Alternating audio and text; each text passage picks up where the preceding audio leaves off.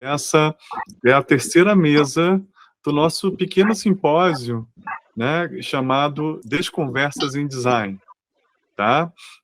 A gente está organizando esse evento a partir do Laboratório de Design e Educação da UERJ, que fica dentro da Escola de Design, a Escola de Desenho Industrial da UERJ, que é a ESD, tá? O nosso laboratório, no nome abreviado, se chama Deseduca Lab, e é um laboratório que está desde 2019 organizando eventos para pensar outras possibilidades, outras potencialidades para as relações entre design e educação, né? Esse evento, o Desconversas em Design e Educação, ele parte de uma discussão sobre o cotidiano contemporâneo e um entendimento que tem vários desafios, né, para a educação contemporânea.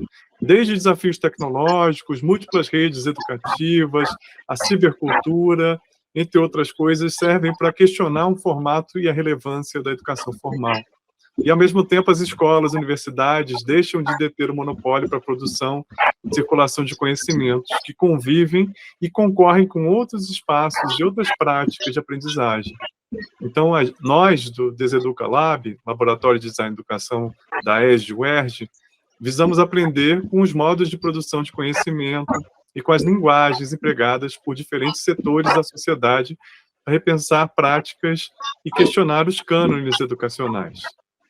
Esse é o simpósio que acontece, então, e hoje é o último dia, né? É o terceiro encontro temático para debater com os convidados, né, temas emergentes para as nossas pesquisas, tá? A mesa de hoje, ela se chama Deformações em Design, tá? E já vou falar da nossa convidada, a Luciana, mas é uma mesa que, então, busca explorar os desafios do ensino de design, considerando as exclusões, os apagamentos, as desigualdades perpetradas continuamente na formação de estudantes do campo e áreas afins. A gente procura identificar quais temas têm mobilizado disputas nos espaços formativos do design e quais ações contra-hegemônicas têm sido propostas. Tá? Essa mesa também dialoga com um projeto de pesquisa corrente que se chama Deformações em Design, Opressão em Processos Formativos do Design. E esse projeto de pesquisa ele busca combater relações de opressão que se manifestam no processo formativo, dos designers especificamente. A partir da perspectiva das opressões, a gente busca identificar como estas se manifestam nas múltiplas facetas da formação, tais como currículos, práticas pedagógicas, né, e também institucionais, relações com clientes, com usuários, entre outras. Fundamentada pela noção de praxis, a pesquisa também procura desenvolver uma teoria e prática de forma articulada para intervir na realidade e transformar e combater os processos de opressão que deformam designers, tá? A nossa convidada de hoje para tratar desse tema é a Luciana Barbosa de Souza, que é multitalentosa, ela é, sabe, uma pessoa com uma trajetória incrível, atua em várias frentes, né? Ela possui graduação, mestrado em design pela PUC-Rio. Em 2015, ela concluiu a pós-graduação em História e Cultura Afrodescendente na mesma instituição, e atualmente ela é doutoranda no PPGAV da Escola de Belas Artes da UFRJ. Ela atua como professora agregada do Departamento de Artes e Design da PUC-Rio e é diretora adjunta da ETET Martins Pena FAETEC Rio de Janeiro. Ela propõe metodologias de design participativo com ênfase no pensamento decolonial. Como áreas, ela atua em artes plásticas, moda, figurino, manifestações de culturas decorrentes da diáspora africana e relações raciais. Então, essa é a Luciana que está aqui com a gente vai ouvir um pouco da história dela, do contexto dela, da experiência dela, e depois que ela terminar a apresentação, a gente vai passar, então, por uma rodada de conversas, de perguntas. Então, todos os participantes aqui hoje podem levantar perguntas, questões para a Luciana, e a gente vai alongar aqui a conversa após a apresentação. Então, vou passar a bola agora para a Luciana, que entra aqui com a gente. Tá? E aí eu vou ficar quietinho. Ótimo, muito obrigada, Ricardo. Essas mini bios são engraçadas, né? Boa noite. primeiro lugar, já fui apresentada, falo hoje especialmente do Recôncavo Baiano. Estou em Cachoeira, na Bahia, vim visitar meu pai, que recente se aposentou, trabalhava no Rio de Janeiro, embora sendo baiano, se aposentou, comprou uma casa aqui, para que nós conhecêssemos o lugar de onde nossa família, por parte de pai, saiu, né? Nós, os filhos. Minha avó é daqui, minha avó paterna e meu avô de Salvador, né? Então, boa noite, direto de Cachoeira. Como eu estava comentando, a cidade hoje está muito alegre, está ocorrendo uma feira literária aqui, com vários estandes de editores, muitos autores negros, indígenas. Ontem eu tive o prazer de conhecer o Bispo, Nego Bispo, né? Ele estava numa conferência e eu cheguei assim de surpresa, né? Porque na verdade eu não tinha feito o plano de ir, fui conversar com ele, foi maravilhoso. O Negro Bispo, ele é um autor afrodescendente e quilombola, né? Que traz uma visão para a gente, um olhar completamente diferente e localizado na experiência dele enquanto quilombola. Ele fez mestrado, não me recordo agora exatamente a instituição, o Quilombo é no Nordeste, e ele tem um termo, que é um termo muito interessante, que é o termo confluências, né? Ele pensa que sim, existe uma ciência, né, pautada num saber hegemônico, eurocentrado, né, e que essa ciência se quer como uma linguagem universal. E isso realmente acontece, né? Mas que os saberes localizados, eles têm um lugar específico dentro desse contexto. Pode ser que eles não ocupem o lugar dessa ciência hegemônica, mas eles podem, nesse momento, fluir junto desse saber hegemônico, pelo menos muitos saberes localizados, né? Então, Ricardo, você poderia, por favor, compartilhar a foto com a qual eu quero me apresentar? Essa foto é uma foto tirada no Colégio de Aplicação da UERJ. Eu fui do CAP da UERJ por 10 anos. Entrei no primário ainda, antigo, e saí no 3º ano do 2º grau. Na época não era ensino médio, era 2º grau. E nessa foto estamos eu e minha mãe numa premiação das Olimpíadas do CAP-UERJ e de cabelo black. Isso era a década de 70, isso era mais ou menos 78, 79, na Tijuca, num colégio que tinha média 8, né, na época. A gente era horário integral e média 8. Minha casa, oba, tem mais gente do CAP-UERJ aqui. E esse cabelo, na época, na minha infância, no CAP-UERJ, hoje em dia eu tenho a dimensão do movimento da minha mãe, né? Ela tinha o cabelo Black Power, assim, meus pais não deixavam a gente alisar o cabelo, e naquele momento, o impacto que isso tinha, as pessoas me pediam para tocar no cabelo. Teve uma situação, eu e minha irmã, Rejane, usávamos esse cabelo. Teve uma situação em que a professora mandou um desenho de caipira para casa, e era uma menina com o cabelo pintado de amarelo, com as tranças até a cintura, né? E minha mãe mandou o desenho voltar. Ela disse: a senhora, por favor, faça um desenho que represente a minha filha. Eu não vou colocar a minha filha com uma trança amarela até a cintura. E a professora ficou sem saber exatamente o que fazer. Mas, enfim, era um momento de enfrentamento já na década de 70 e muito difícil. Né? A gente vai falar um pouco sobre isso na apresentação que eu vou fazer. Na verdade, essa apresentação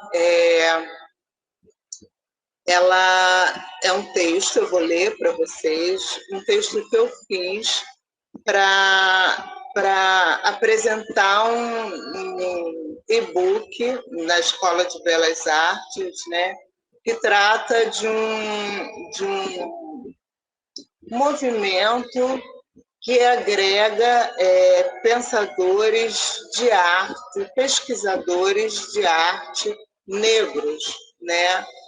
E o nome é Vozes Negras nas Artes.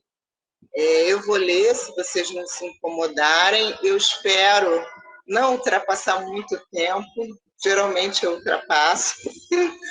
Eu espero, se ficar muito incômodo lá para frente, aí a gente corta, começa a discutir, eu vou trazendo questões dele durante o debate, tá bom?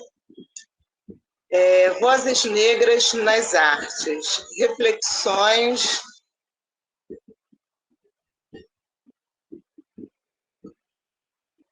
Só um minutinho. Reflexões sobre o contexto acadêmico na perspectiva de uma pesquisadora negra. Esse texto nasceu da necessidade de registrar os questionamentos realizados a partir do meu encontro com o primeiro grupo de alunas cotistas no PPGAV, EBA, UFRJ, onde eu estudo, né, como doutoranda. As mestrandas Ana Carolina Cruz, Carolina Rodrigues, Ellen Bento, Kelly Santos e a doutoranda Rosemary Conceição, mas a minha orientadora, professora doutora Carla Dias. O Arthur conhece da PUC. No ano de 2020, o PPGAV passou a integrar o movimento de reparação histórica dirigido a negros e indígenas, no sentido de tornar acessível o ingresso dessas parcelas da população ao campo da pesquisa acadêmica, instituindo cotas para candidatos negros e indígenas nos seus programas de pós-graduação. Para dimensionarmos a importância que teve a decisão do PPGAV, foi uma ampla discussão do Conselho Acadêmico do PPGAV. Isso não foi gratuito, não, gente. Em aderir ao sistema de cotas raciais, vale a pena fazermos algumas considerações a respeito da implantação do mesmo no Brasil.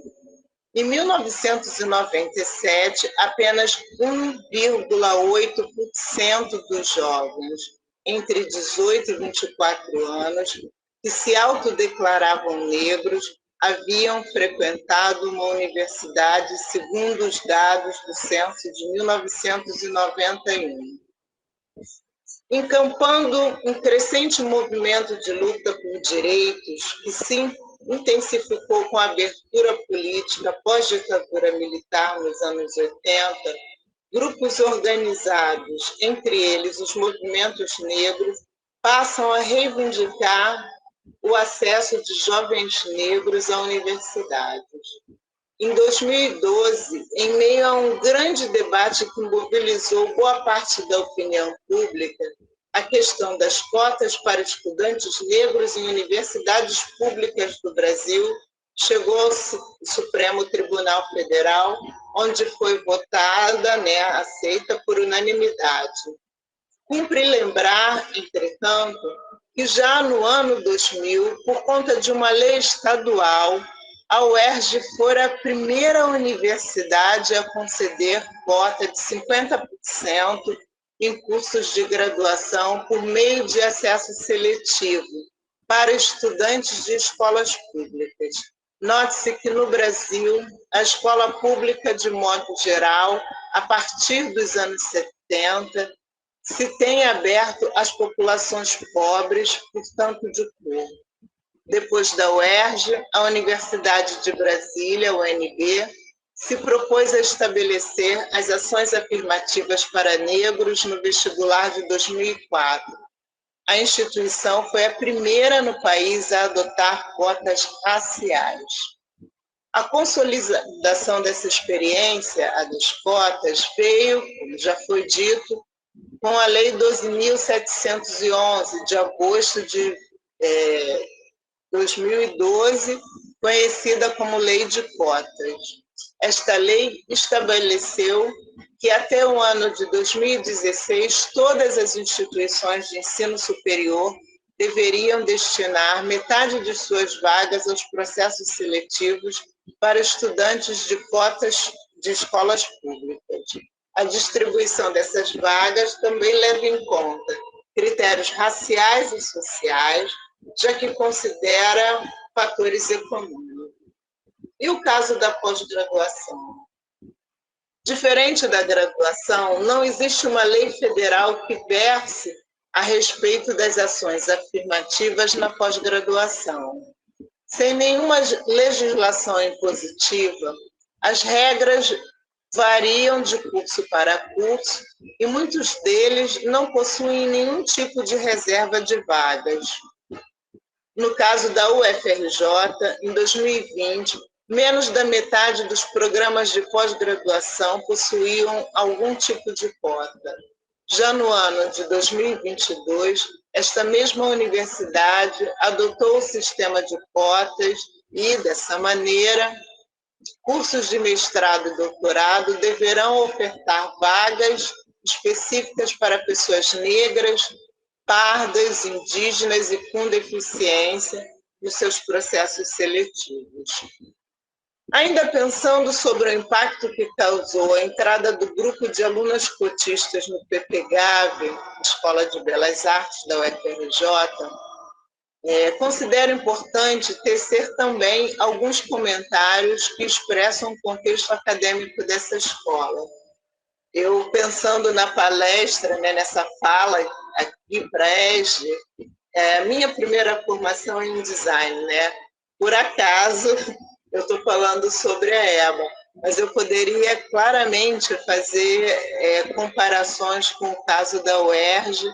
Vocês que estudaram design também podem se colocar aí nessa reflexão que eu vou trazer a partir da Belas Artes, A Academia Imperial de Belas Artes, instituição que veio a constituir-se como EBA-UFRJ nos dias atuais, foi criada por um decreto real do Dom João VI, rei do Reino Unido de Portugal, Brasil e Algarves, de 1816 até 1822, em 12 de agosto de 16. A história da Academia Escola encontra-se atrelada à história política e social do Brasil. Em seminário realizado no ano de 2015, sob auspícios do Museu Dom João VI, buscou-se rever de maneira crítica a trajetória da instituição, desde a fundação até aquela data, tendo como horizonte as comemorações dos 200 anos da escola, que ocorreu em 2016. Baseada na publicação decorrente desse evento, vou buscar trazer alguns conceitos acadêmicos que nortearam a trajetória da EBA-UFRJ para fins de compreender em que campo conceitual chegam as citadas alunas cotistas. O campo de atuação da Academia Escola Belas Artes ficou inicialmente restrito às belas artes propriamente ditas.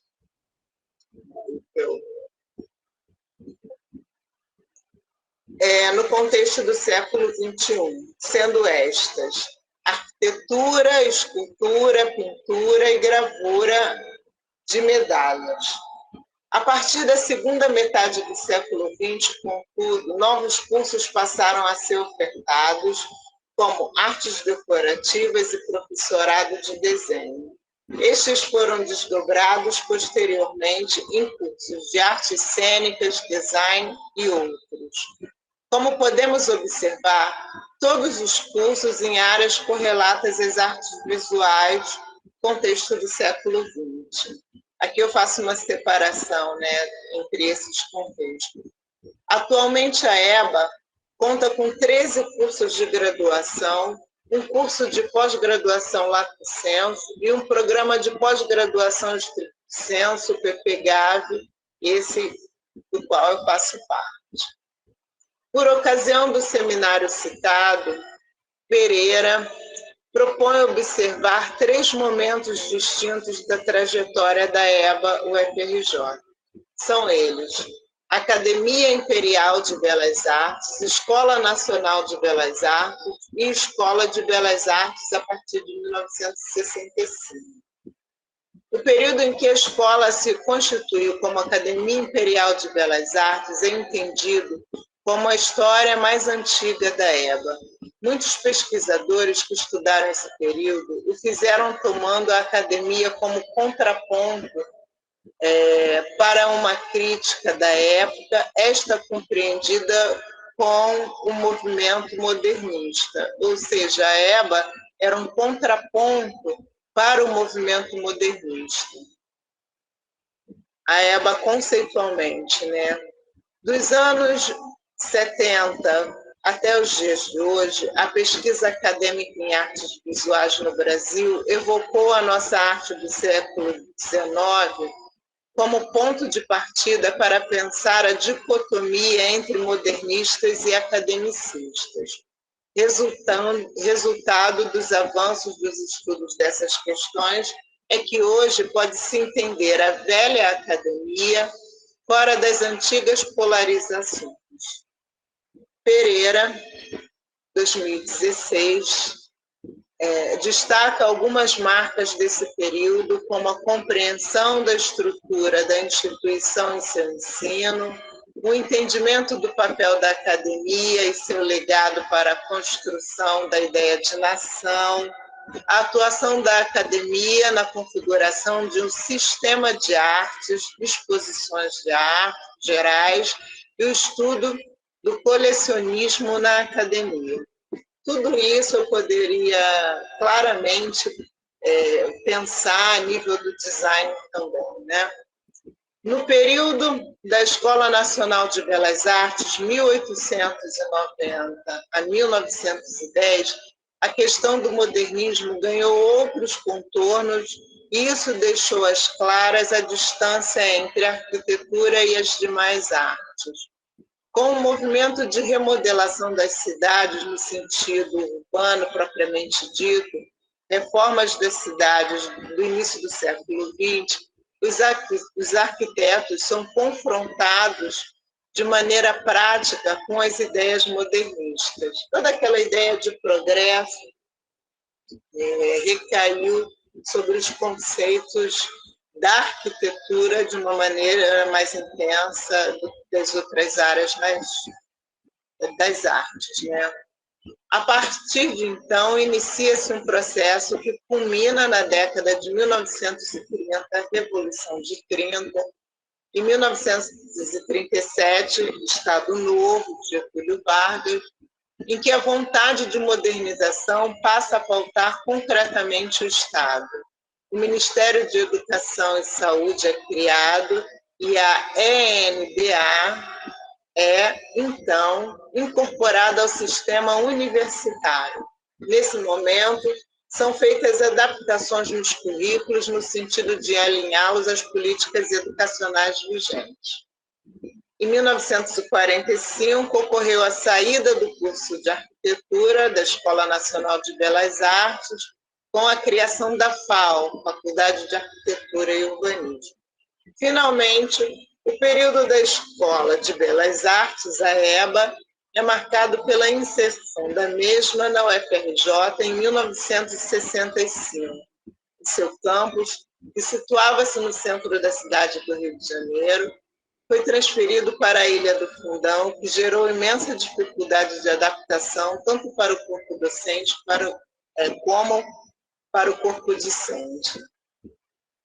À revelia disso, a escola estruturou-se nesse período de maneira muito heterogênea em sua proposta curricular, possibilitando a entrada da arte contemporânea e de metodologias inovadoras de ensino, privilegiando a pesquisa e a experimentação. Vale destacar que toda a trajetória da EBA, revisada em linhas gerais nesse texto, foi pautada por conceitos baseados em teorias eurocentradas sobre as artes visuais. Sabe-se que os conceitos de moderno e modernismo que atravessam essa narrativa assumem sentidos variados relacionados à vida política e ao campo das artes, no Brasil e no mundo.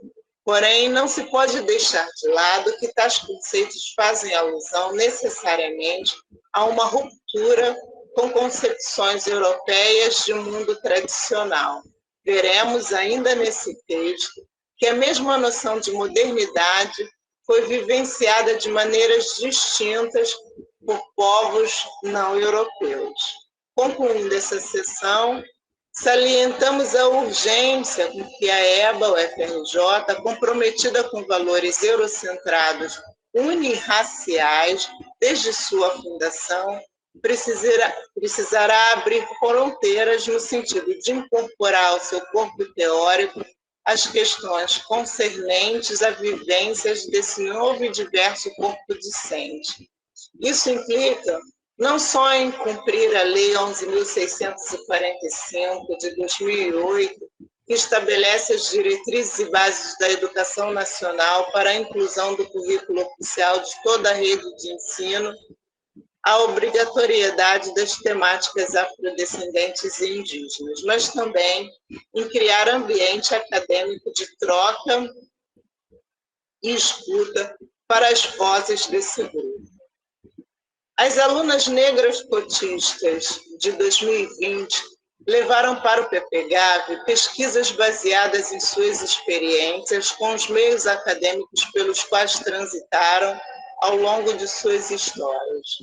Em um primeiro encontro em sala de aula, perceberam que seus projetos, embora versassem sobre temas distintos, carregavam em si argumentos que dão conta de seus enfrentamentos com a educação hegemônica, no sentido de se constituírem como sujeitos do conhecimento. Foi exatamente esta identificação que as constituiu como grupo e precipitou o convite para que eu e a professora Carla Dias tomássemos parte nas suas discussões. Com um grupo formado, passamos a privilegiar em nossas escolhas autoras negras, tal como Grada Quilomba, Patrícia Rio Collins, Angela Davis, Yeyomi Eronpe, Lélia Gonzalez, Beatriz Nascimento, Spivak, Maria Lugones e tantas outras pensadoras que contribuíram e contribuem para alinhar o campo acadêmico com demandas de sujeitos históricos negros. Partimos, entretanto, de proposições acerca da modernidade do colonialismo, constituída no debate com autores como Aníbal Quirrano, Walter Mignolo, Franz Fanon, Achille Mbembe, Nelson Maldonado Torres, Ramon Grossfogel, Stuart Hall e Eduardo Said. A partir de então, passamos a nos encontrar semanalmente, instituímos premissas e eixos conceituais para nossas pesquisas. Isso feito, tratamos de inscrever o grupo NAPA no CNPq, sob a coordenação da professora Carla Dias, como uma linha de pesquisas decoloniais. Como resultado dos encontros citados acima, ocorreu de maneira remota o primeiro seminário Vozes Negras nas Artes, em novembro de 2021. Dar visibilidade à presença de pesquisadores e pesquisadoras negros e negras do PPGAV foi o principal objetivo do evento. De fato, através do protagonismo gerado por aquele espaço, foi possível também agregar outras e outros pesquisadores, pesquisadoras, escritores, escritoras de suas próprias narrativas. A grande repercussão do seminário Vozes Negras nas Artes nos fez compreender que estávamos diante de um tema de pesquisa absolutamente necessário e que os primeiros passos haviam sido dados. No ano de 2022, por uma deliberação da direção do PPGAB, o seminário Vozes Negras nas Artes passou a configurar-se como evento anual da linha de pesquisa Imagem e Cultura e ocorreu também em novembro, já de maneira presencial, no pátio do Prédio de Letras, na Ilha do Fundão, sede atual da EBA. O evento teve ênfase nas práticas e foi marcado por oficinas diversas, além de rodas de conversa. Mirando as falas proferidas, tanto nos encontros citados, como no nosso cotidiano de debate sobre questões em artes plásticas, atravessados pela ideia de raça, gênero, identifiquei algumas características que vou tentar contornar nesse texto. A principal questão identificada trata da constatação de que as vozes negras nas artes são constituídas no enfrentamento dos sujeitos negros com um projeto colonialista que pretende, de forma violenta, calá-las. São proferidas por pesquisadores e pesquisadoras negros e negras do Hemisfério Sul, atuando em um campo tradicionalmente pautado por homens brancos do Hemisfério Norte, o campo das artes visuais. Devo elucidar que, para fins desse trabalho, estarei tratando a ideia de voz como algo referente à escuta. Do mesmo modo, estarei pensando a ideia de fala como algo referente a quem profere. Fala, visto pelos pressupostos entre língua e fala, estará localizada na experiência do sujeito, embora mediada pela cultura. Por tudo que foi dito, as vozes negras nas artes buscam rever trajetórias de apagamento e subalternização, com o objetivo de trazer para o centro as narrativas que compõem as histórias dos sujeitos negros que as proferem. Trata-se de reverberar, registrar, sistematizar narrativas dos sujeitos negros sobre os mais diversos temas envolvendo as artes visuais. Esta atitude desafia mais de 500 anos de colonialismo, nos quais vê-se estes sujeitos, suas vozes, suas artes, relegados ao lugar de objetos das artes coloniais. Concluindo essa segunda sessão, meu objetivo aqui é tecer comentários sobre o lugar de enfrentamento entre pessoas negras e academia eurocentrada, acreditando que é na chave desse enfrentamento que emergem os sujeitos vocais, capazes de produzir conhecimento. Observe-se que a natureza desse conhecimento é distinta tanto do conhecimento hegemônico eurocentrado, como também é diferente do conhecimento das sociedades não coloniais. Isso é um termo que a Maria Lugones usa para pensar a ideia do pré-colonial. É um momento em que o pré, ela diz, antecipa o colonialismo, como se estivesse esperando o colonialismo. E o não, quer dizer, não colonial, ou seja, ainda não considera essa possibilidade existente, tanto no período colonial, já que é fruto da resistência e ao empreendimento colonial, naquilo que Walter Mignolo, 2008, chamará de locus fraturado da diferença colonial.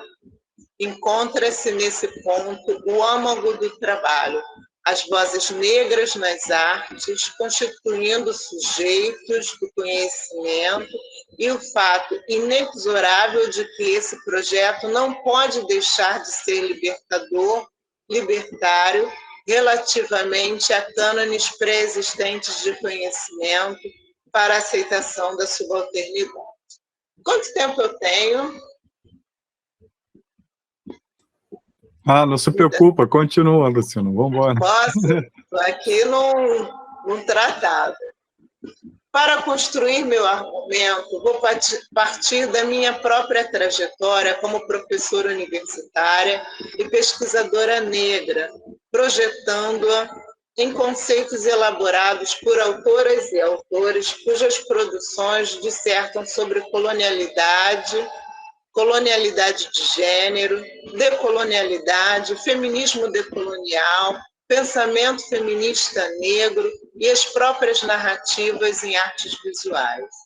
Essa trajetória e experiência na dimensão de voz ou vozes se propagando infletiu sobre mim mesma e sobre cada uma de suas fontes, daí a necessidade do meu testemunho. Trata-se, portanto, de um relato em primeira pessoa absolutamente manchado por sensações, experimentado pelo meu corpo, na presença de outros corpos e vozes, cujo significado está em fletir a fala acadêmica até que essa receba os contornos da trajetória de uma mulher negra. Acredito que a visibilidade dessa presença, ora vocalizada, irá encorajar outras mulheres negras a rever suas trajetórias e constituir suas próprias narrativas de si e de suas pesquisas. Concordo com pesquisadora e preta e trans Abigail Campos Leal quando diz que algumas ações artísticas não geram necessariamente objetos, mas sim comunidades. Uma leitura que eu aconselho. Alinhando alguns conceitos subjacentes às vozes. A noção de colonialidade, como tratarei nesse texto, foi introduzida por Aníbal Bucano no final dos anos 80 e no início dos anos 90. O autor confere ao termo um novo sentido depois da Guerra Fria e dos movimentos de descolonização política das colônias europeias na África e na Ásia. Colonialidade é um conceito entendido de maneira complexa, já que é constitutiva da própria modernidade. Compreende toda a ação de subjugo dirigida como empreendimento aos povos dos territórios invadidos pelos países europeus a partir do final do século XV. Quijano, 1991, nos faz atentar para a colonialidade do ser, do poder e do saber, sendo a colonialidade do poder a forma específica que a dominação e a exploração adquirem no capitalismo. Refere-se à classificação das populações do mundo em termos de raça, à configuração de um novo sistema de exploração que articula em uma estrutura todas as formas de controle, trabalho, em torno da hegemonia do capital. O eurocentrismo como forma de controle das subjetividades e, sobretudo, um novo controle da autoridade coletiva em torno do Estado-nação, que exclui populações racializadas desse controle, ou seja, do controle dessa autoridade. Partimos do marco temporal da chegada do invasor, Cristóvão Colombo às Américas, e toda a discussão que a partir daí inicia-se sob diversas formas acerca da humanidade ou não dos indivíduos ali encontrados, os povos originários americanos. A colonialidade instaura-se dessa maneira, questionando a própria humanidade dos povos que pretende dominar. Como solução para essa questão, resolve que existem categorias distintas de humano habitando lugares com potencial para invasão e exploração. Está criado, dessa maneira, o racismo geográfico. Grossfogel, 2013. Um olhar atento para a modernidade e colonialidade europeia. Aí eu já falo, quando eu falo em modernidade, implícito, eu quero falar sobre colonialidade. Quando eu falo sobre colonialidade, implicitamente, eu quero falar de modernidade.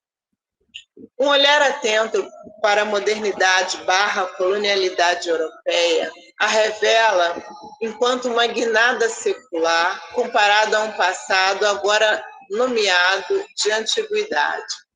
Trata-se de um passado em que a opinião cristã, baseada em dogmas absolutamente rígidos, se sobrepõe a qualquer outra forma de conhecimento. O processo de secularização e racionalização das ideias irá marcar de maneira inexorável o pensamento moderno. Entretanto, em um primeiro momento, deixa-se de perceber que a modernidade, humanista e racional em seu projeto, esconde contextos de colonização escravistas e genocidas na África, nas Américas e na Ásia. É necessário que se diga que o empreendimento colonial moderno se apoia na disciplinaridade do conhecimento e as universidades atuam, desde então, como verdadeiros templos do saber secular, saber racional.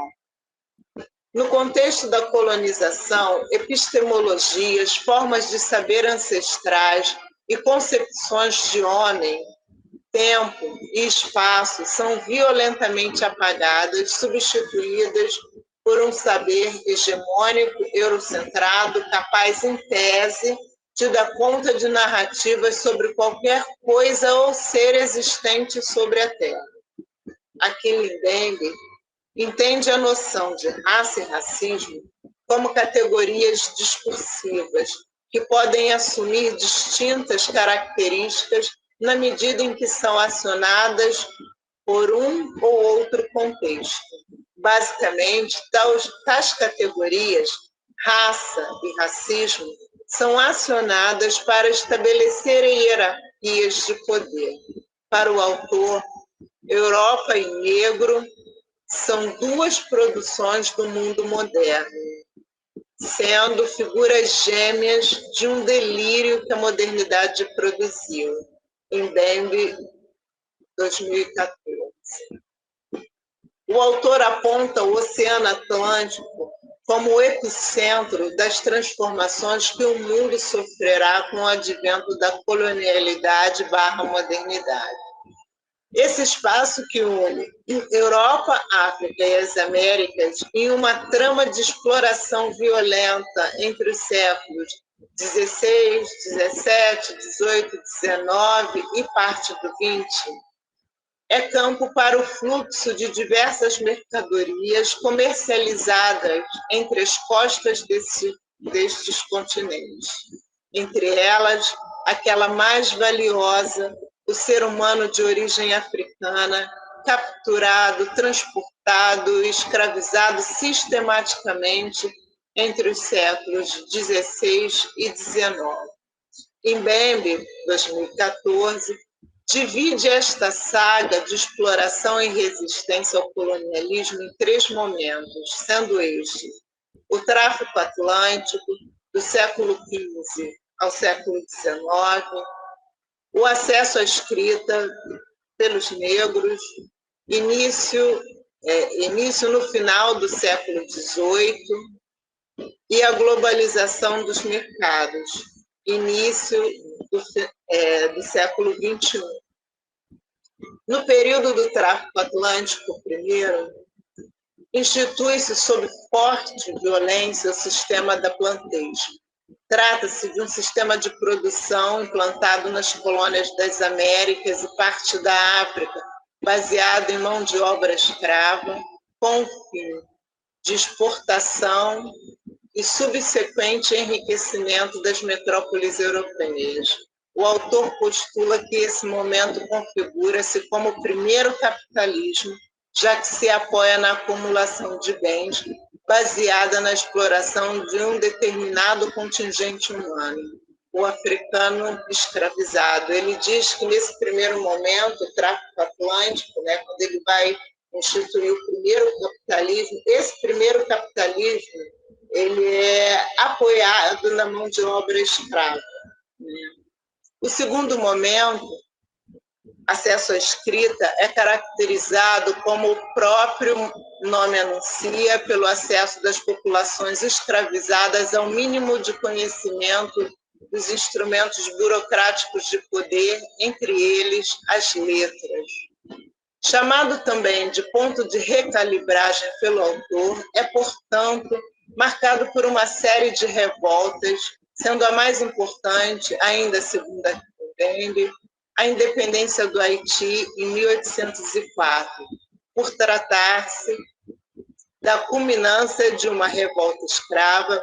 Esse fato desencadeia uma série de outras revoltas pela abolição da escravidão das Américas como um todo. Também podemos entender alguns fatos que levam ao processo de descolonização das Américas e na África e as lutas pelos direitos civis nos Estados Unidos como decorrentes desse evento histórico. Ele chama esse momento, né, além de recalibragem, como um ponto de inflexão nessa saga, né? Enfim, o terceiro momento associa a globalização dos mercados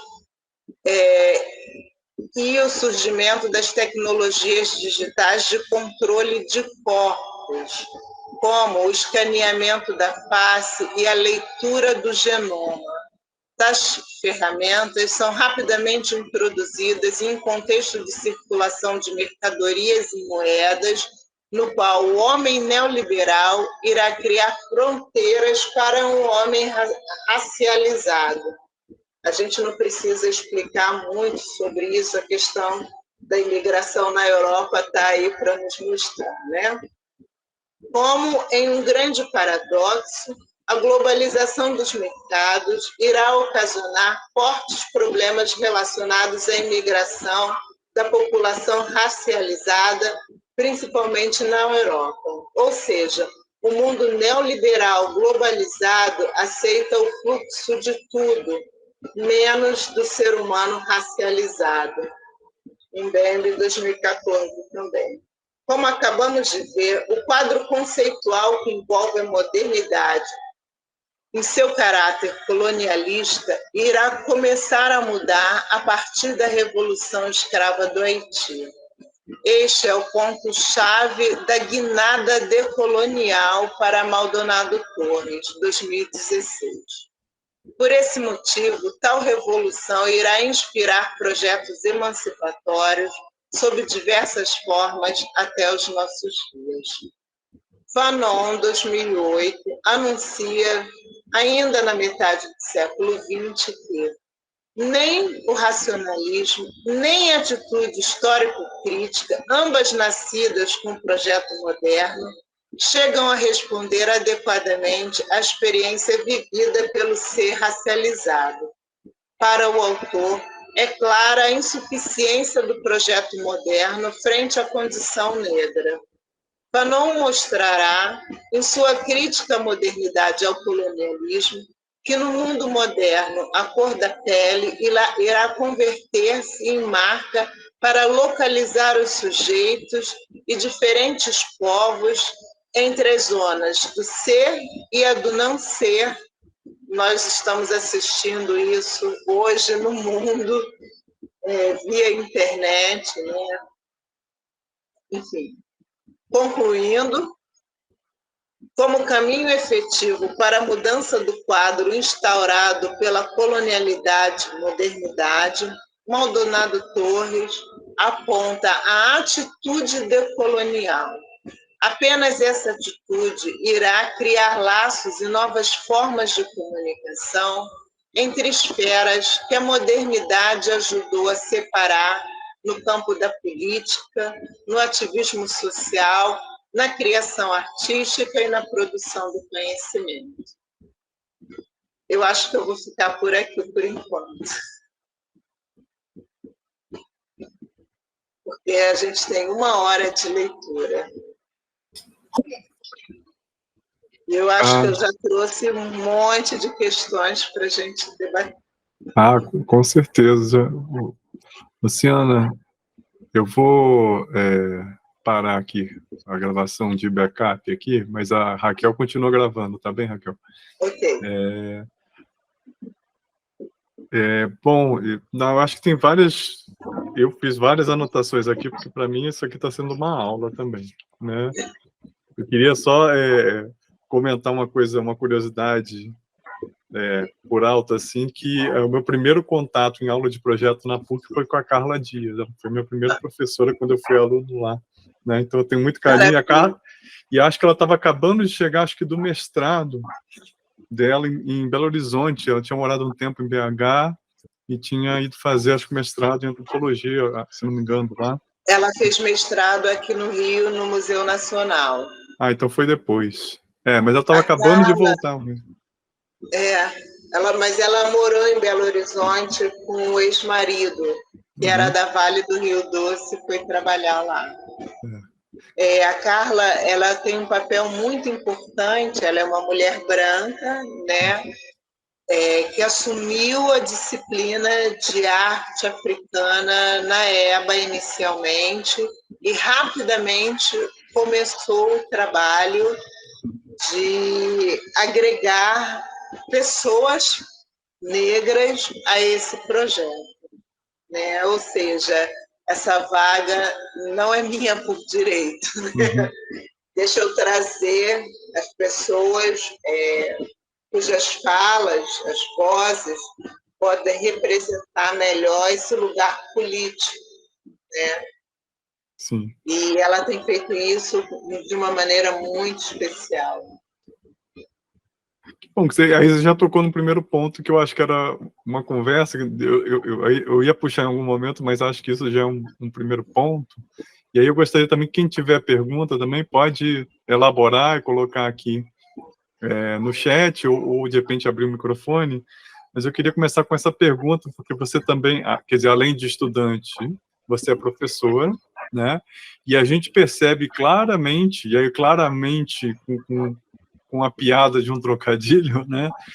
Como os quadros nos cursos, né, de artes e também nos quadros de design industrial, né, como os quadros são compostos majoritariamente por professores brancos, por referenciais brancos, né, e ao mesmo tempo que a gente tem, como você mencionou, essa lei de cotas e esse acesso desses novos corpos, essas outras pessoas que passam a participar da graduação em primeiro momento, depois na pós-graduação, através dessas legislações, né, a gente começa a ver também uma demanda para que esses professores, esse quadro se renove para ter esses professores negros. Então, eu queria que você falasse um pouco sobre isso, como é que você tem percebido, como professora negra também, né, como isso acontece na sua experiência também como aluna e doutoranda lá no PPGAV, e, enfim, comentar sobre o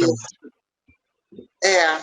Excelente pergunta, né? Na verdade, esse é o ponto.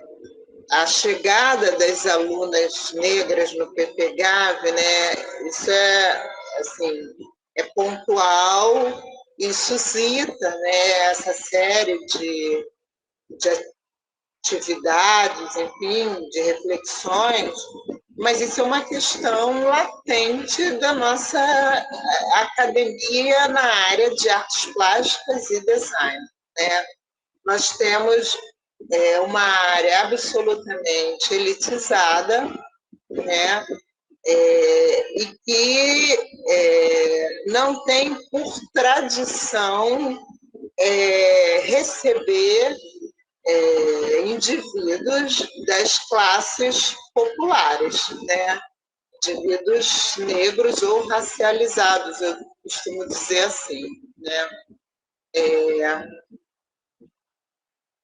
O que acontece? É por isso a chegada dessas alunos no PPGAV é tão importante, porque só os cursos de pós-graduação são capazes de formar professores, né? Futuros docentes, capazes de mudar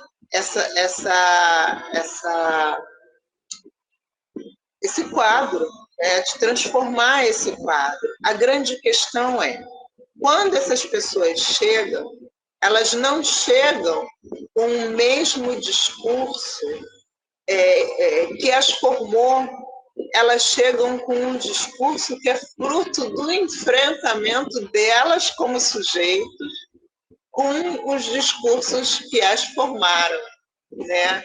Isso é muito sutil, porque é um momento em que essas pessoas passam, né? Elas saem do lugar de objeto de estudo, né? O objeto de estudo, por exemplo, da antropologia, né? O samba, o carnaval, as aldeias, né, dos povos originários, os quilombos, né, as sociedades africanas, e elas saem desse lugar de objeto e passam a ser sujeitos das narrativas, né, que as colocam no mundo. Para isso, é necessário que você reveja todo o estofo conceitual dessas escolas. Esse que eu acho que é um ponto principal e o mais difícil. E as escolas resistem, né? Porque isso significa você olhar determinadas questões sobre outro ângulo, né? E volta e meia, né, derrubar algumas verdades hegemônicas, né? Então, eu vejo assim, que a presença desses estudantes nos cursos de pós-graduação, mais a lei de cotas nos concursos federais, eu vejo que isso pode mudar esse quadro da academia, como se constitui hoje, como um local de saber hegemônico eurocentrado, mas que essa mudança é uma mudança difícil, é uma mudança de enfrentamento mesmo com esse poder, né? Porque o discurso se constitui como poder, as narrativas se constituem a partir do poder e como poder, né? Então,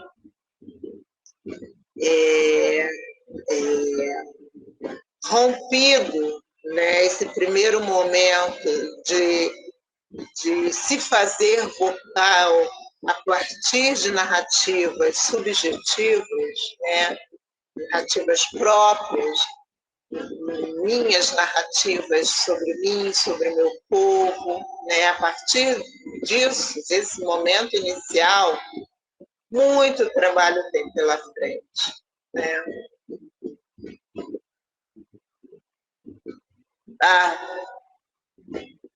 Vai lá, pode falar. Oi, boa noite.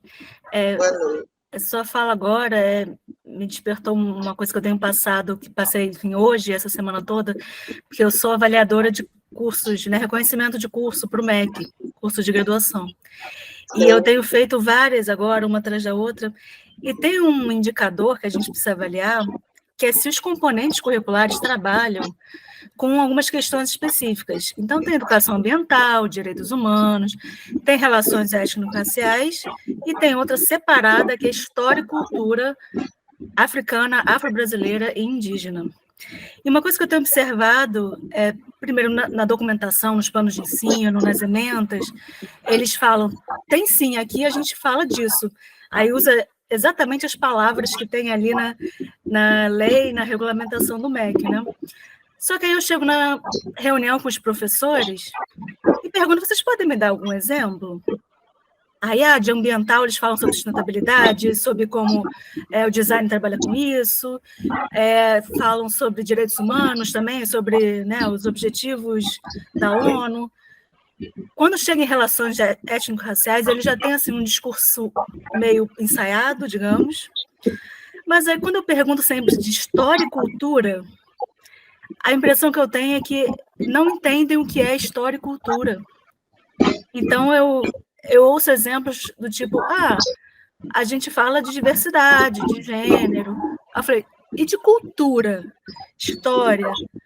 Eu já cheguei a ouvir na semana passada que a gente discute pobreza. Eu fiquei, é isso que é para vocês, é a cultura? E é uma coisa que eu não posso virar e falar, vamos conversar então, né? Deixa eu te dar uns exemplos. Mas me dá uma aflição que é realmente não reconhecimento de que há uma história, uma cultura africana, afro-brasileira, indígena. E como que a gente muda isso quando o corpo docente da maioria das instituições que eu vou é 100% branco, 85% masculino? É um pouco assustador. Na verdade, assim, o que é muito assustador, né, que seria a terceira parte do texto, quarta, já nem sei, é que a grande questão é que quando você é convidado, ou quando você faz isso por enfrentamento, né, quando você é convidado a estudar a sua cultura, né, são apresentados autores e referências brancas, né? Porque a escola, quando a gente diz que a escola é branca, né, não é que ela é caiada de branco, ela tem no seu corpo teórico referências, o Aquilembembe usa um termo que eu gosto demais, que é a biblioteca colonial. A biblioteca colonial, ela não é feita só de autores, de livros, de línguas, né? Existem línguas que cabem na biblioteca colonial e outras não. Ela é feita também de rituais, de modos de agir diante do conhecimento, a maneira de sentar, a maneira de falar, a maneira de se vestir, né? A maneira de trocar esse conhecimento. Então, quando a gente fala da cultura, das maneiras como vivem, na produção de arte, na semana passada, quando eu cheguei aqui em Cachoeira, eu já tinha uma aula agendada num curso de pós-graduação lá da PUC sobre arte africana e afrodescendente. Eu queria trabalhar com as referências e colocar a questão também do colecionamento, enfim. E aí, quando eu comecei a falar, eu tinha uns slides sobre os bronzes do Benin, e eu fiquei muito impressionada, a turma ficou em silêncio. E eu fui falando, e a turma em silêncio. No final, eu comecei eu perguntei, né, o que aconteceu? Por que vocês estão em silêncio? Professora, eu não sabia de nada disso. Uma aluna tinha estudado arquitetura, ela disse, eu não sabia, eu nunca tinha visto isso.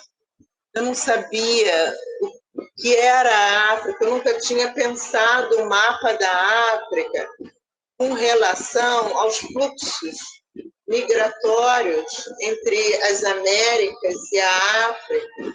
Eu nunca tinha imaginado que existia uma costa índica e que você poderia trazer um escravizado que negociava com o Oceano Índico, de Moçambique, por exemplo, por baixo do Cabo da Boa Esperança, e ele chegaria aqui no Rio de Janeiro, ou lá no Rio de Janeiro, aí no Rio de Janeiro, ou, enfim, o silêncio, assim, os alunos perplexos diante daquele conhecimento, né?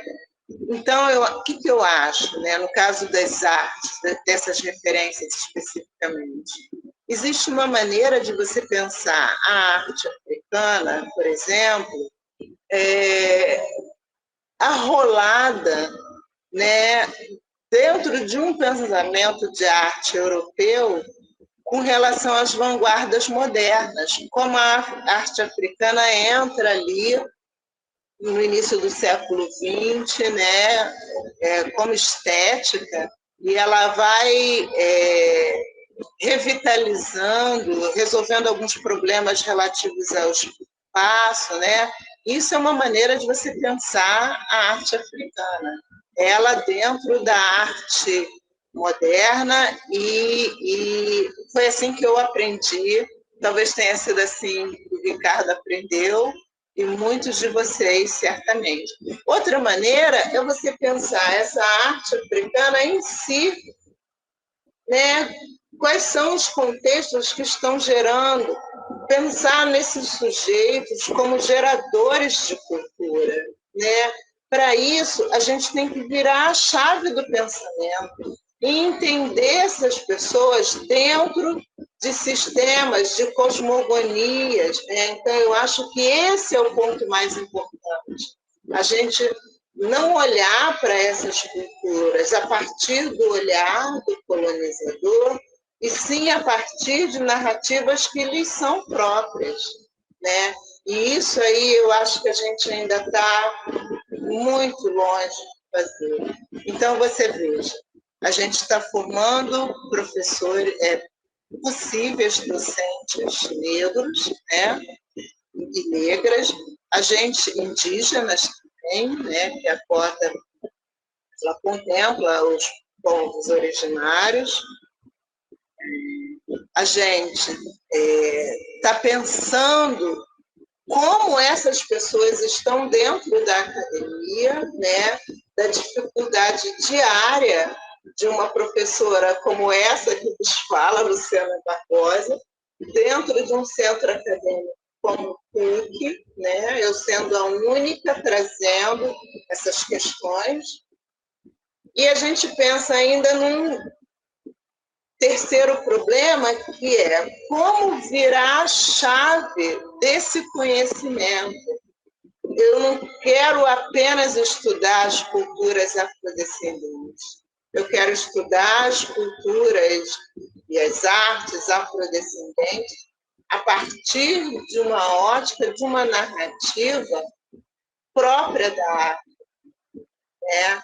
Que me fale sobre os sentidos que esses objetos têm, que me aponte esses sujeitos como artistas, como produtores de arte, como produtores de cultura, como sujeitos pensantes da própria cultura, né? Essas linhagens de artistas, né?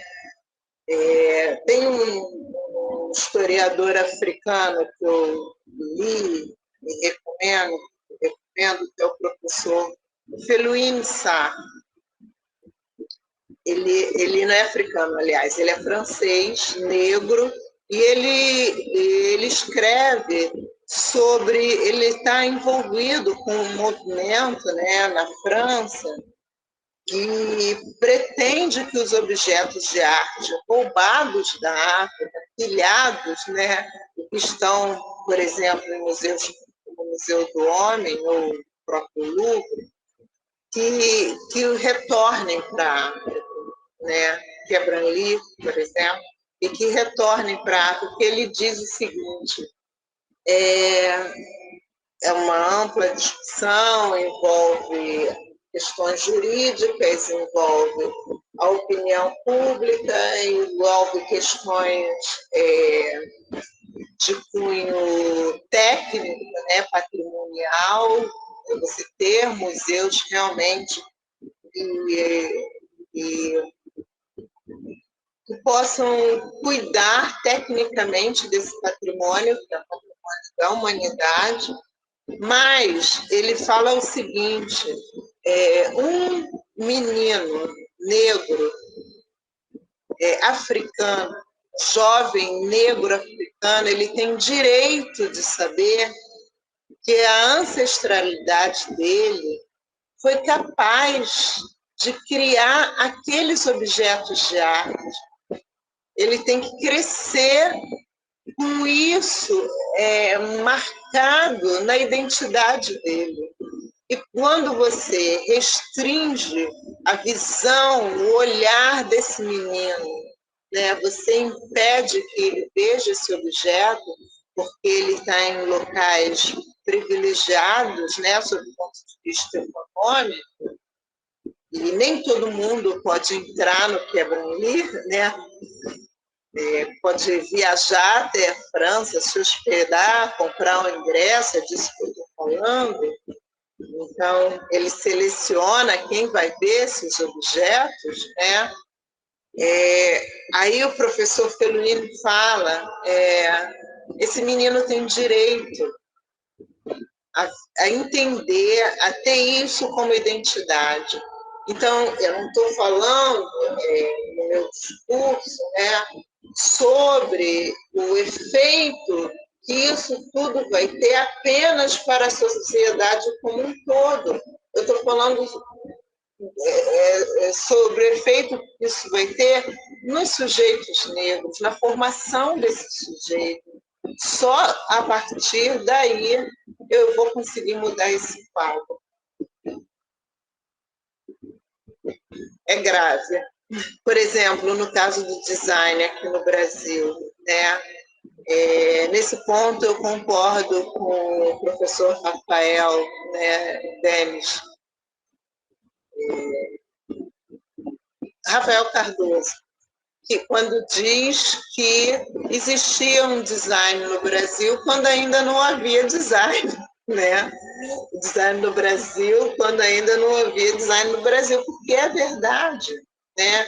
Dois movimentos que nós somos obrigados a fazer. Primeiro, nós temos que entender que todos esses fazeres manuais chegam ao Brasil com escravizados, que a massa escravizada era muito maior que a massa branca, né? A população escravizada. É só você pensar nesse período da protesto, uma senzala versus uma casa grande, né?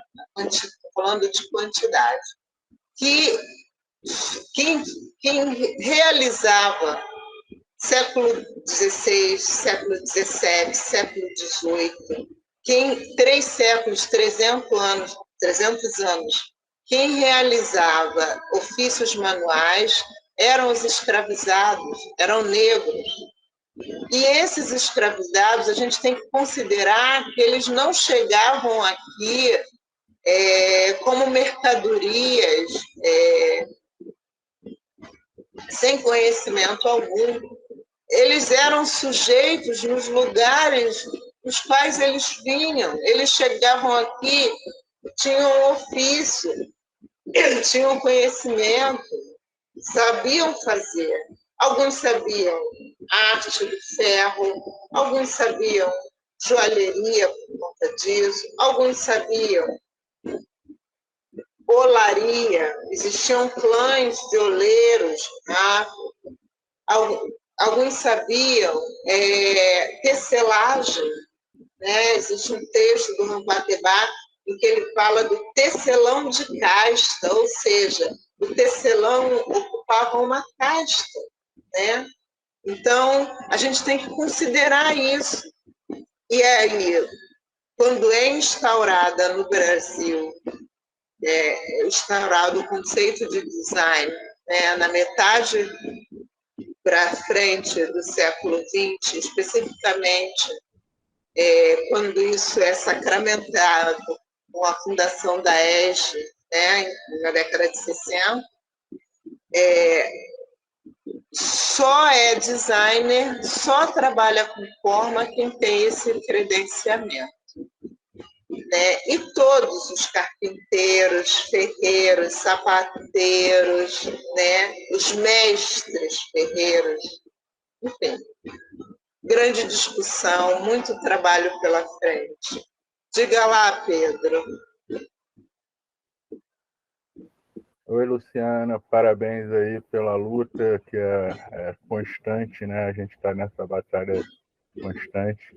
É uma questão que me veio com toda a sua fala, com a pergunta da Bárbara. Na escola, vamos pensar na escola, o menino, a menina que está ali na escola, como é que a gente pode, digamos assim, seduzir ou que ele faça com que ele se interesse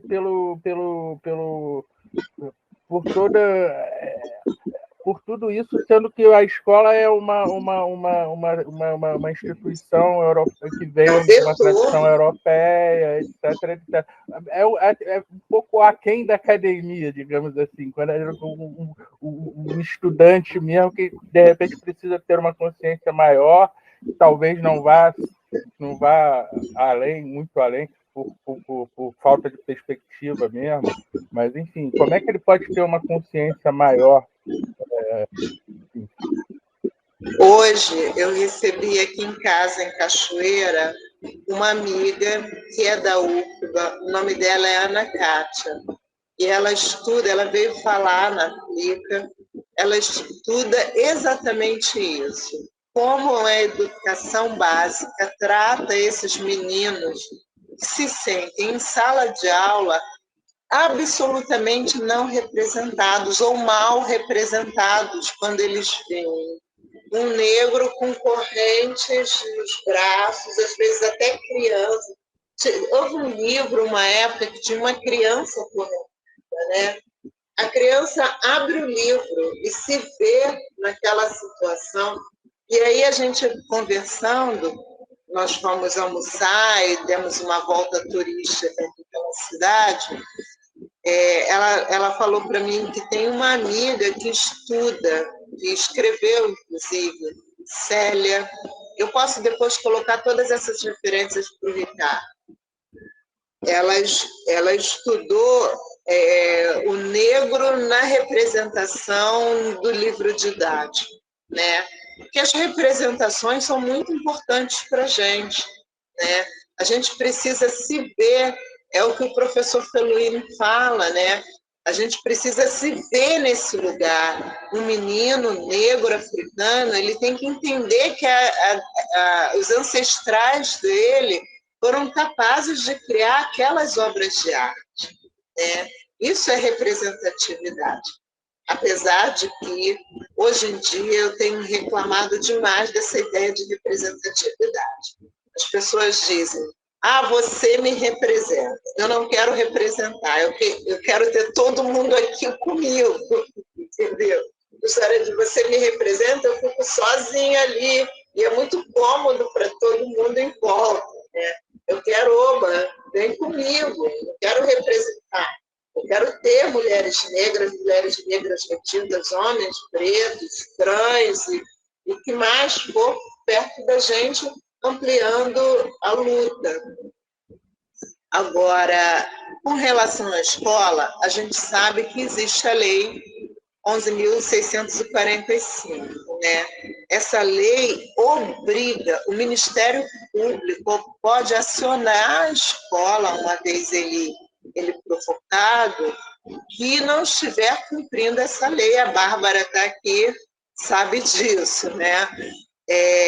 Então, isso tem que ser uma vigilância constante dos pais, porque é difícil, porque o professor tem que rever todo o seu processo acadêmico, ele tem que estudar coisas que ele não estudou. Às vezes ele tem que deixar de lado alguns autores. Por exemplo, eu trabalho numa escola de teatro, a Escola Martins Pena. E lá nós temos questões relativas à teoria do teatro. E pensando, né, questões de decolonialidade, nós fomos obrigados a tirar das nossas bibliografias uma determinada autora que dizia que o teatro inglês, né, o teatro de Shakespeare, era o resumo do teatro bem feito, representava o teatro. Eu disse, não vou dizer isso para o meu aluno, tá? Sabe? A gente vai tirar essa professora, se me desculpa, a gente encontra outro que diga que existem vários teatros, várias formas de teatralidade, que o teatro grego é um, que o teatro romano é outro, que existem as teatralidades africanas, afrodescendentes, indígenas, que alguns rituais têm em si alguma teatralidade. Isso para a gente entender que isso não é próprio apenas do europeu, né? Então, mas em algum momento a gente tem que fazer isso. Então, eu acho que a escola ela precisa rever, inclusive por lei, o livro didático. E vocês, como designers, têm um papel absurdo nesse sentido. Só vocês são capazes de gerar essas representações, né? Os designers brancos que implementam as possibilidades de que meninos se representem como pretos, né? Porque você diz, eu tenho que ser negro para fazer isso. Não, você pode ser um professor ou um designer branco que coloque essa questão para uma criança, se olhe no espelho, de onde vem sua ancestralidade, quem é você, né? E deixa a criança ir dinamizando essas respostas dentro dela, né? Mas isso é possível, e vocês estão nesse lugar da representação, né? Isso aí é um trabalho importantíssimo para o design. Diga, Bárbara. Obrigada, Pedro, pela pergunta.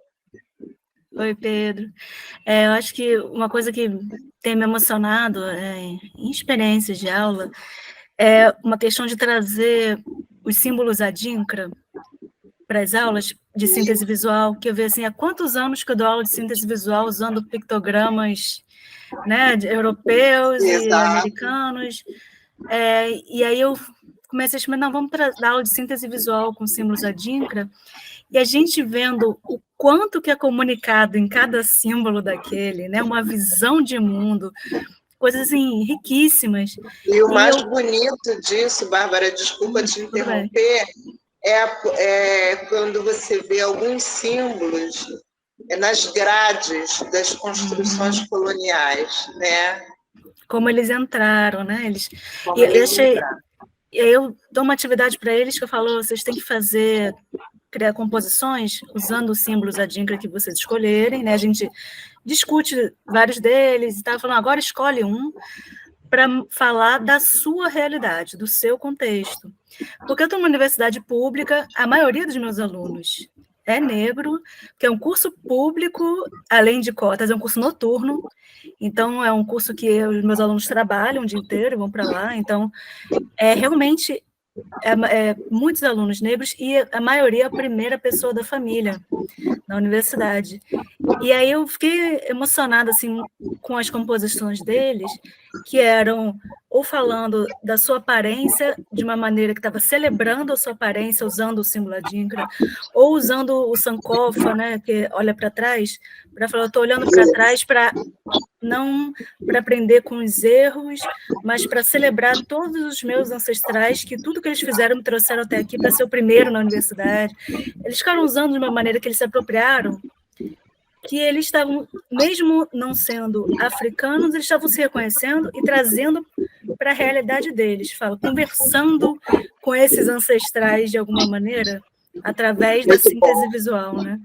Que eu achei bem emocionante. Então, quando o Pedrão falou assim de seduzir os alunos, olha, eu acho que isso é a parte mais fácil, porque eles se encantam mesmo, né? Eu acho que o difícil é a gente se formar e quebrar, digamos, o sistema, o esquema, a falta de referências que a gente constrói, né, na formação acadêmica, que isso falta, mas os alunos adoram. Então, por isso que eu falo assim, se tem algum aluno assistindo aqui, até depois da gravação, corre atrás, chega para o seu professor, traz na aula os assuntos, puxa, que o professor tem que correr atrás, e como, né, a Luciana falou, é uma questão de legislação, ele tem que isso aparecer nos cursos superiores, isso é muito importante. Então, se não está vindo dos professores, levem, gente, tragam, joguem na aula que o professor vai correr atrás.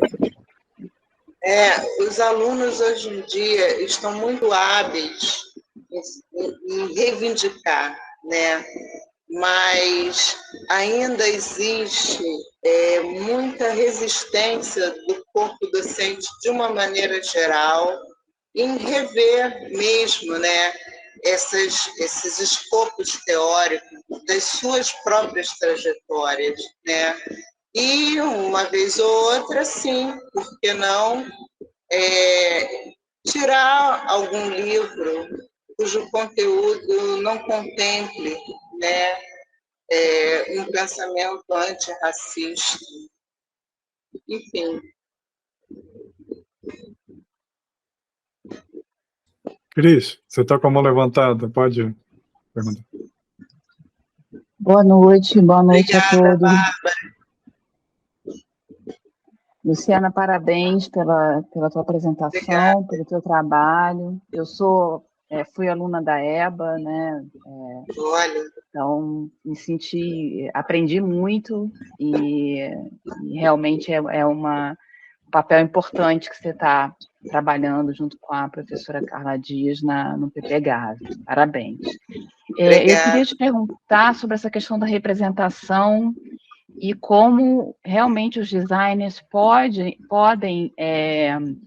diminuir e contribuir para esse aumento de representatividade principalmente para as crianças. Eu estou falando porque eu trabalho com livro para crianças e jovens, e aí fiz uma pesquisa assim, né, muito informal sobre a representatividade das meninas negras nos livros para as crianças, e eu tive a oportunidade de trabalhar com professoras da sala de leitura da Prefeitura do Rio, e visitei várias salas de leitura, conversei com várias professoras, e a gente, juntas, nós percebemos a carência de livros para crianças, né, Fundamental 1, principalmente, com os personagens que fossem negros ou negras. E aí a gente fez uma pequena pesquisa assim, no acervo das bibliotecas, das salas de leitura, porque muitos livros, o autor não dava uma descrição, não dizia, né? O fulaninho é branco ou negro, ele é assim, assado, mas o ilustrador escolhia representar aquela criança branca. E as professoras fizeram alguns relatos que, quando começaram a surgir livros, né, que não eram necessariamente livros de contos africanos, eram livros de histórias brasileiras com protagonistas negros, as próprias crianças não achavam bonito aquilo, porque elas estavam acostumadas a ver desenhos de crianças brancas. Então, como a importância dessa representatividade, principalmente para as meninas, que viam muita coisa de princesas da Disney, essas coisas estereotipadas, e quando elas viam, às vezes, né, algum livro, que agora, felizmente, a gente tem uma oferta maior, né, inclusive falando de questões de cabelo, eu levava a Menina Bonita do Laço de Fita, da Ana Maria Machado, não sei se você conhece.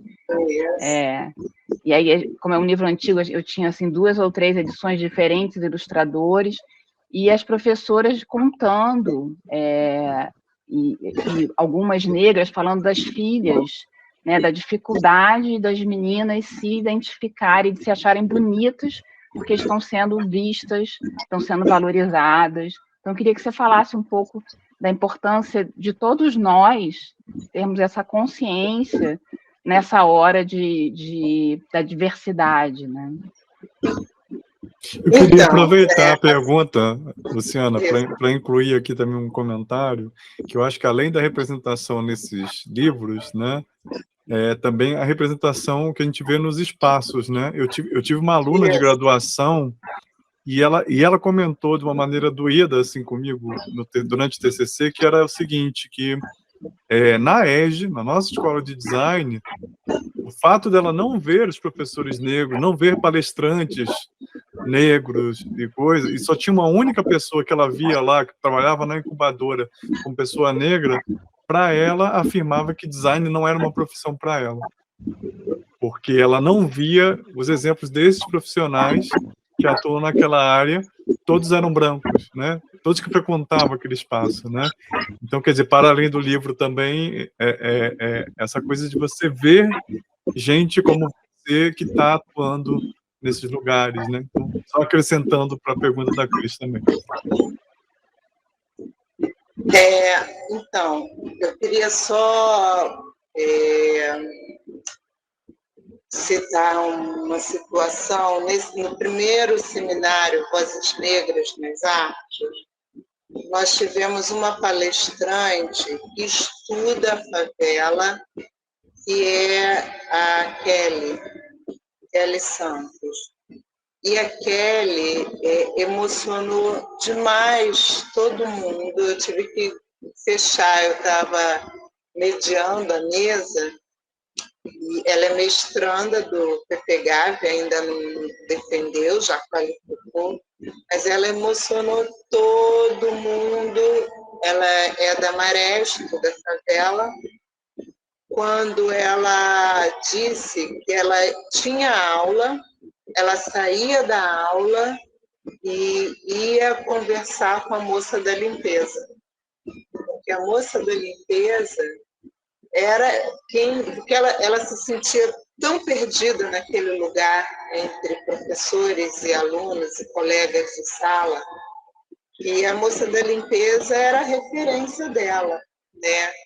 Sem desqualificar em hipótese alguma, mas ela precisava também de uma referência no plano conceitual. Ela precisava ouvir coisas que recolocassem a questão das visualidades da favela, do colecionamento das artes da favela. Então, ela precisava, além dessa referência afetiva dessa pessoa, de uma referência conceitual. Né? Então, isso me silenciou de um jeito absurdo. Eu tenho um jeito de pensar que é o seguinte: uma vez um amigo me disse, Lu, eu fui à Alerj numa reunião com um deputado tal, e eu fiquei chateadíssimo porque eu era o único negro naquele lugar. E eu falei para ele, você não está fazendo justiça aos nossos irmãos que estavam trabalhando como assessorista, como segurança, como a pessoa que serve o cafezinho, todos negros estavam naquele lugar. Mas eu entendo o que você está falando. Então, tem todo um jeito da gente pensar essa questão da representatividade, né? E a importância que tem em você se ver, se projetar. A grande questão da representatividade é a ideia de projeção e de futuro. É você se projetar naquele lugar, né? E isso faz diferença. Você vai se projetar na medida em que você vê um igual a você, você se identifica com alguém que está naquele lugar, você se projeta, né? Isso é o que a gente fala, por exemplo, quando a gente fala da branquitude, né?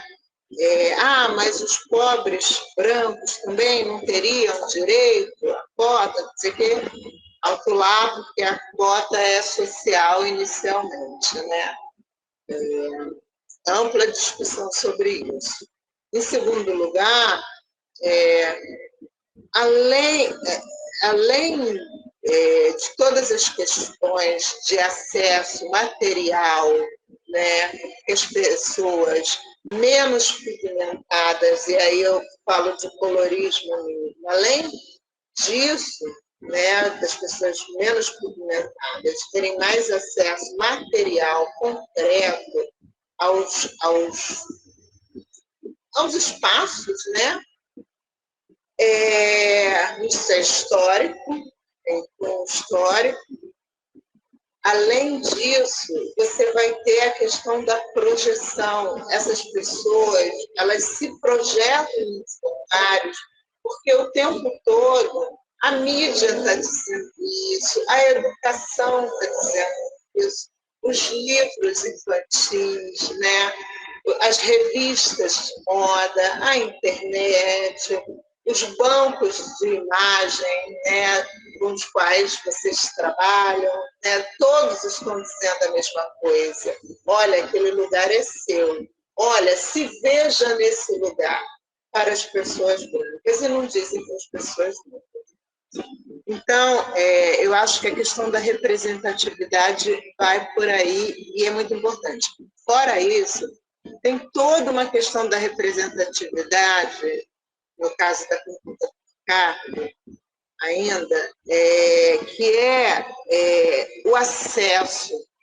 Quando uma pessoa dentro de casa tem acesso a meios intelectuais, ela não só ganha mais, como ela permite um outro ponto de vista para o núcleo dela, né?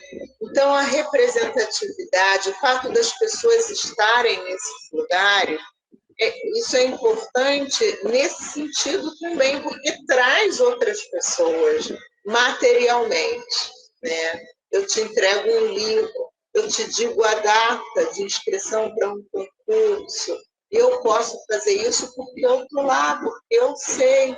Então, tem uma questão que é conceitual, dessa coisa de você se projetar no lugar, né? E que isso os brancos têm naturalizado, e os negros não têm. E existe também o acesso formal, acesso técnico. Como eu estou dentro do Tribunal de Contas, eu sei que abriu uma vaga para estágio.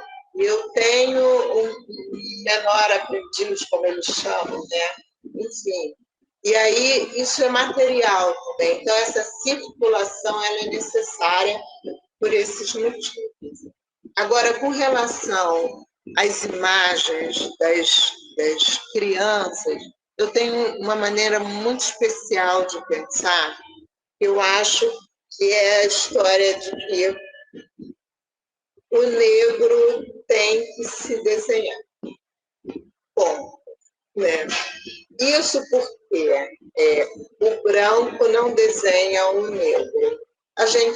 Eu sou desenhista, eu desenho. Meu trabalho todo de doutorado tem sido desenhado. Eu estudo arte afrodescendente de um determinado culto do candomblé daqui da Bahia.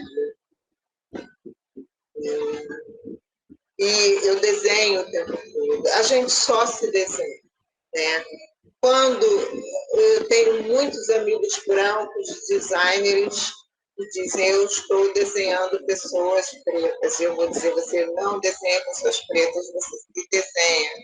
Assim como a gente precisa das autonarrativas, né? As narrativas que nos tornam sujeitos, a gente precisa também das representações que nos tornam sujeito. Eu preciso da representação de mim mesmo.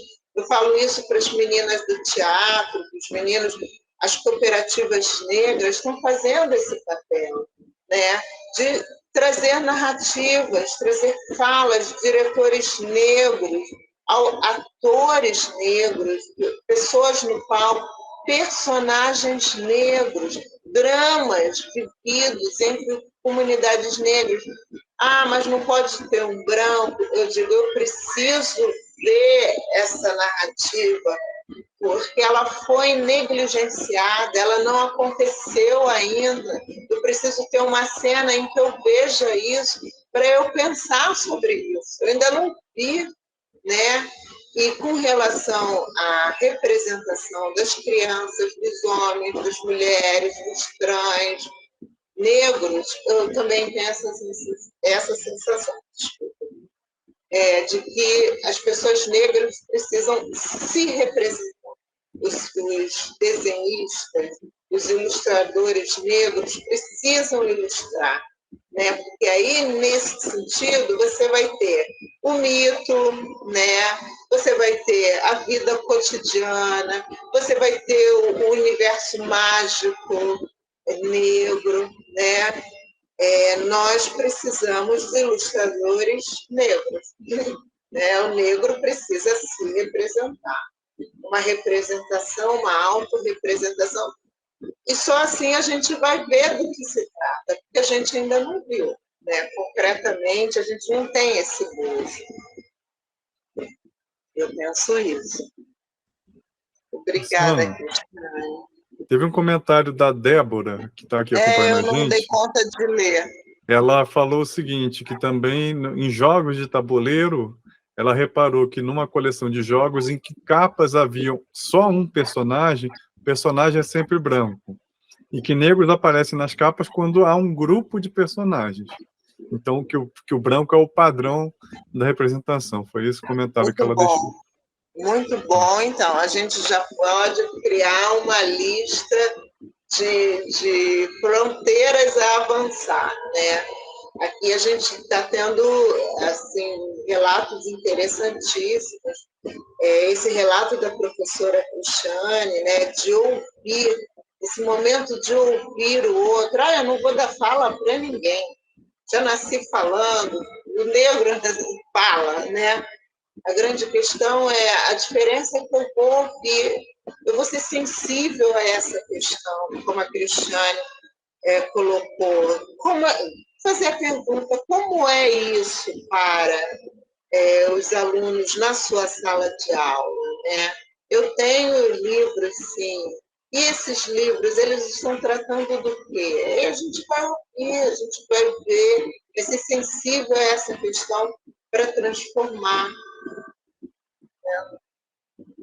Luciana, você falou duas palavras que eu acho que são muito interessantes e eu gostaria de voltar a elas, que você falou, quando você estava falando sobre a questão da representatividade, você falou então que tem uma dimensão que ela é conceitual, ou seja, que eu preciso me aproximar pelo ponto de vista das ideias, de ter uma diversidade com contato das ideias, porque essas ideias, né, a colonialidade do saber, voltando no tema da palestra, né, ela está muito presente e a gente precisa de armas contra, né, essa colonialidade. Mas você apontou também por um outro contato, que é um contato, uma representatividade pelo afeto, né, de reconhecer naquela pessoa uma pessoa próxima.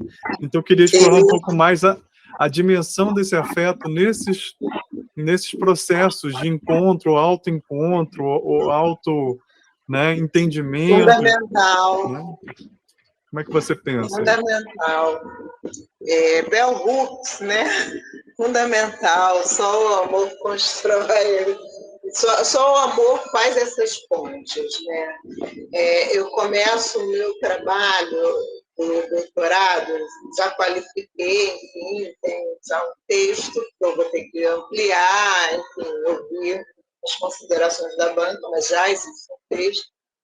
E eu começo falando de um dia específico que eu chego a uma casa de santo, eu tinha 14 anos, e eu estou vendo a saída das entidades paramentadíssimas, com roupas brilhosas, e que tinha uma cantiga maravilhosa, e que tinha a orquestra de atabaques, né, com ritmo, os cheiros, as pessoas cantando, as pessoas agradecidas naquele momento por estarem ali, né, fazerem parte daquele ritual. E isso foi uma experiência que me marcou profundamente. Eu tinha 14 anos, hoje eu tenho 54, né? E são 40 anos, né? Como essa situação, né, que envolve pertencimento me tocou, né? E eu não esqueci, e eu carreguei essas referências de beleza, silenciando-as na escola, numa escola como a PUC, por exemplo, em que eu não tocava nesse assunto, né? Então, a reconstituição da sociabilidade do negro em diáspora, em solo brasileiro, ela conta com afeto. Do contrário, é impossível, né? Então, esse locus fraturado de que o Miolo fala, né, a Lugones diz, ele é reconstrução em afeto, em comunidade, né? A gente vai fazendo isso reconstruindo o sistema comunitário. E isso, para mim, é importantíssimo. Se, ao invés de silenciar, né, tudo aquilo que eu experimentei naquele dia, em outros dias, se ao invés disso eu tivesse trazido isso para a minha vida acadêmica como aluna de design, se eu tivesse ampliado isso, se eu tivesse trazido aquelas formas todas, né? É claro que eu fiz isso depois, como enfrentamento a alguma outra coisa muito difícil que eu havia vivido. Em algum momento da minha trajetória, eu disse, chega, eu não aguento mais, eu quero ser a Luciana que eu sou, né? Mas se eu tivesse trazido aquilo afetuosamente, do jeito como eu recebia, do jeito que eu recebi, né? Para minha educação, eu poderia ter ampliado aquelas referências em obras de arte, em objetos de design, em projetos de serviço, que tem um super aprendizado nas relações comunitárias, né? Então, eu acho que o afeto fica nesse lugar. E é muito, muito... Quando a gente é jogado, né, como negro, negra, trans, LGBTQIA+, né, em grupos onde não tem afeto, a gente emburrece. A gente só vai ser sujeito com a conexão com algum afeto que seja fora, né? Nesse enfrentamento, a gente não cria a poesia de estar nessa terra, né, para a qual fomos trazidos sequestrados, né? É impossível.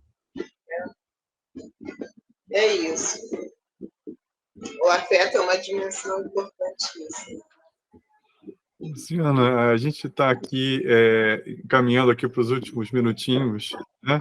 E eu não consigo deixar de lembrar de uma fala de uma escritora maravilhosa e linda também, que é a Chimamanda Ngozi Adichie, né? E tem um TED Talk dela muito bom, que eu recomendo quem está aqui, se não assistiu, veja, que ela fala do perigo de uma única história.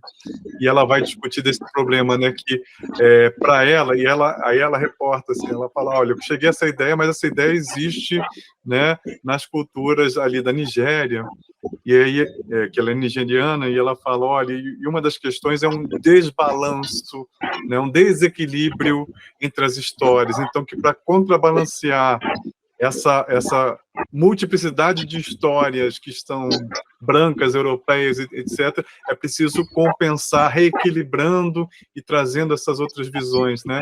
Eu lembrei disso muito nas suas falas aqui. Chimamanda é